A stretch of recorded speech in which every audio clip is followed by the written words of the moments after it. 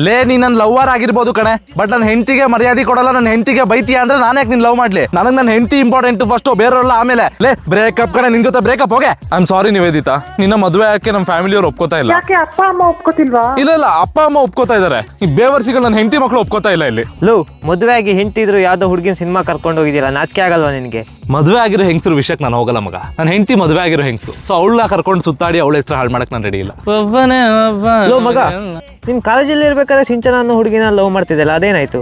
ಅವಳಿಗೆ daily night ನಾನು cheat ಮಾಡೋ ತರ ಕನ್ಸು ಬೀಳ್ತಿತ್ತು ಅಂತ ನನಗೆ ಹೇಳಿದ್ಲು. So as a boy friend ಅವಳ ಕನ್ಸನೆಲ್ಲ ನನ್ಸ್ ಮಾಡೋದು ನನ್ನ ಜವಾಬ್ದಾರಿ. ಸೊ ಹಗಲು ರಾತ್ರಿ ಕಷ್ಟಪಟ್ಟು ಅವಳ ಕನ್ಸನ್ನ ನನ್ಸ್ ಮಾಡಿದೆ, ಮಾರೇ ದಿನನೇ ನನ್ನ ಬಿಟ್ಟೋಗ್ಬಿಟ್ಲು ಮಗ.